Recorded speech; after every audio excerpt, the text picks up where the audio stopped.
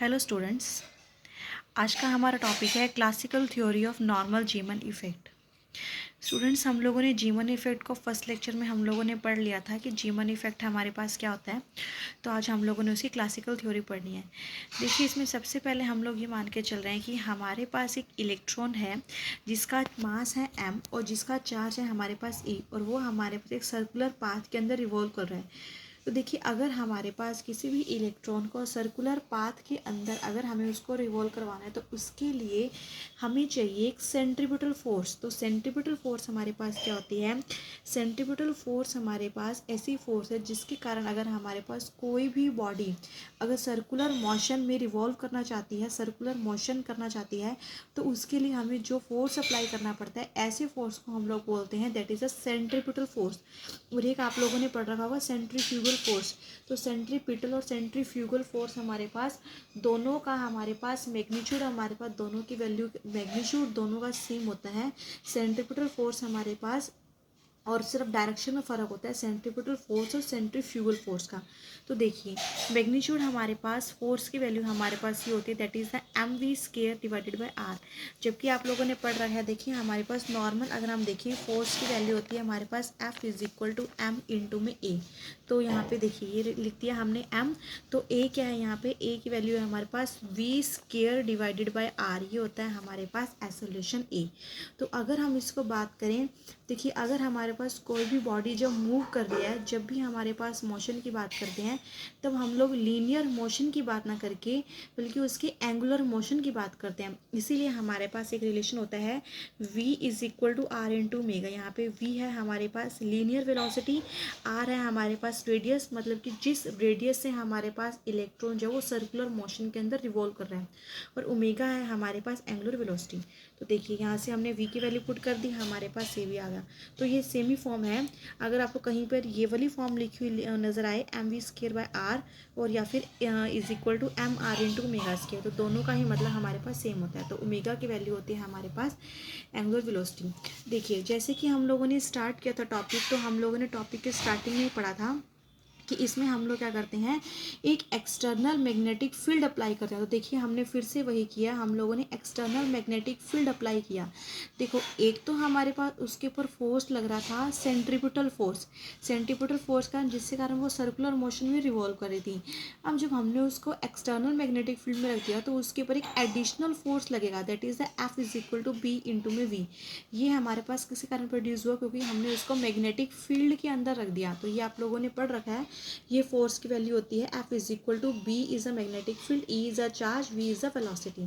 तो F is equal to b into में v, तो वही हमने लिखा हुआ। देखिए अब देखिए, अब हमारे पास एक तो लग रहा था उसके ऊपर सेंट्रीपिटल फोर्स, जब हमने मैग्नेटिक फील्ड अप्लाई की तो उसके ऊपर एक एडिशनल फोर्स लगना स्टार्ट हुआ।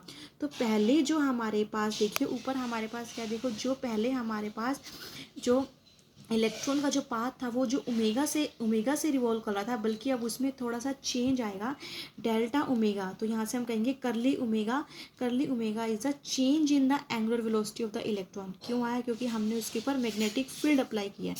तो देखिए अब इसी क्वेश्चन को हम लोग कैसे लिखेंगे। देखिए F हमारे पास है सेंट्रीपिटल फोर्स, ये तो हम लोगों ने पढ़ रखा था। फिर हमने लिख दिया प्लस माइनस BeV। अब मैंने ऐसा क्यों लिखा प्लस माइनस BeV? क्योंकि ये हमारे पास एडिशनल फोर्स है, हमने एक और फोर्स उसके ऊपर लगाया है, तो इसीलिए हम लोगों ने इसमें लिख दिया एडिशनल फोर्स। BeV हमने क्यों लिखा? क्योंकि देखिए ये हमारे पास जो फोर्स है, फोर्स हमें पता है क्या होता है, एक वेक्टर क्वांटिटी है। तो हमारे पास फोर्स हमारे पास इनवर्ड लग रहा है, आउटवर्ड लग रहा है, तो वो डिपेंड करता है हमारे पास के इलेक्ट्रॉन की मोशन, हमारे पास जब वो सर्कुलर मोशन के अंदर रिवॉल्व कर रहा है तो उस समय वो क्लॉकवाइज में जा रहा है या एंटी क्लॉकवाइज में जा रहा है, इसीलिए हमने यहाँ पे इसका प्लस माइनस साइन का यूज़ कर लिया। अब देखिए इज इक्वल टू मैंने लिखा है एम आर ओमेगा स्क्वायर, वैसे आना चाहिए हमारे पास एम आर ओमेगा स्क्वायर, क्योंकि अगर हमारे पास ये वाला फोर्स ना होता BeV तब तो हम लोग लिखते हैं यहाँ पे m r into omega square. देखिए जैसे हमने ऊपर की तरफ लिखा m are omega square plus, लेकिन करली ओमेगा हमारे पास क्या हुआ, चेंज आ गया, क्योंकि हम लोगों ने इसमें क्या अप्लाई कर दी थी, एक एडिशनल फोर्स अप्लाई किया था, इसीलिए हम इसको लिखेंगे m are omega plus del omega सारे का स्क्वायर। देखिए सबसे इंपॉर्टेंट यहाँ पे यही इक्वेशन ही समझने वाली है, ठीक है।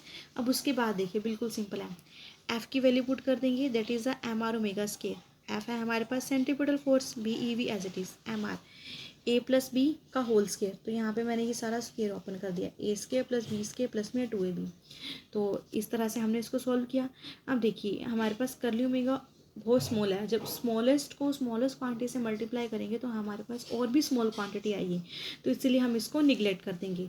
और देखिए एक हमारे पास एम आर ओमेगा स्क्वायर दोनों साइड से कैंसिल। आप एग्जाम में ऐसे कैंसिल करके नहीं दिखाएंगे, आप लोग क्या करेंगे, इस राइट हैंड साइड को लेफ्ट हैंड साइड में लेके जाएंगे, तब ये माइनस होगा। मैंने इसको आपको माइनस मतलब कि इस तरह से कैंसिल करता हुआ दिखा दिया है, ये सिर्फ समझने के लिए कि हमारे पास दोनों साइड से क्वांटिटी कैंसिल हो रही है।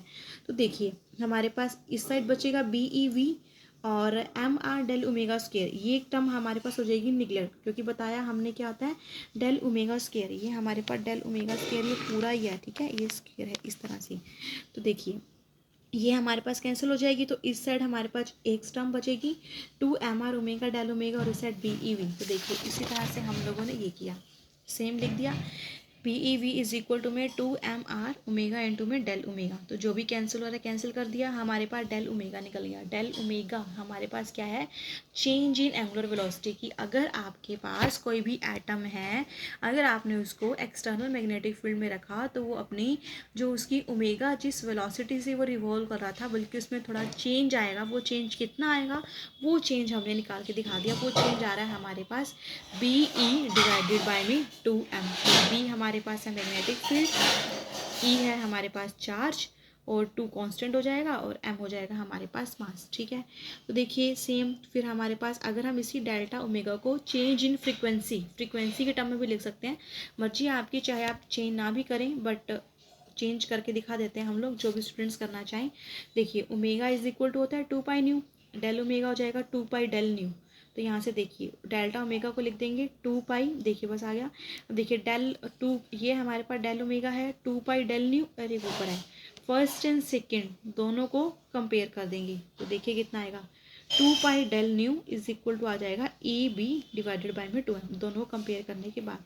तो कंपेयर करने के बाद सिंपल हम लोग डेल न्यू निकाल लेंगे ए बी बाई 4m। तो देखिए यहाँ से मेरे पास कितनी आ जाएगी, चेंज इन फ्रीक्वेंसी की। अगर कोई एटम को आपने एक्सटर्नल मैग्नेटिक फील्ड में रखा, तो वो अपनी फ्रीक्वेंसी को चेंज करेगा, कितनी चेंज करेगा, वो इतनी चेंज करेगा, ठीक है। मैंने इसके पास स्टार मार्क किया है, मीन्स ये बहुत ही इंपॉर्टेंट है ये वाला एक्सप्रेशन कि हम लोगों ने डेल में निकाल लिया।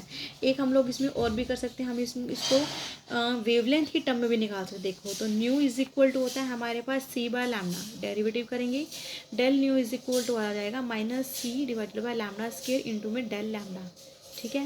बिल्कुल सिंपल है। देखिए अगेन थर्ड एंड फोर्थ को हम लोगों ने देखिए इक्वल रख दिया, इक्वल रखने के बाद हमारे पास दोनों में ये आ गया, तो यहाँ से हम लोगों ने निकाल लिया change in wavelength is equal to plus minus lambda square by c e b by 4 by m, ठीक है।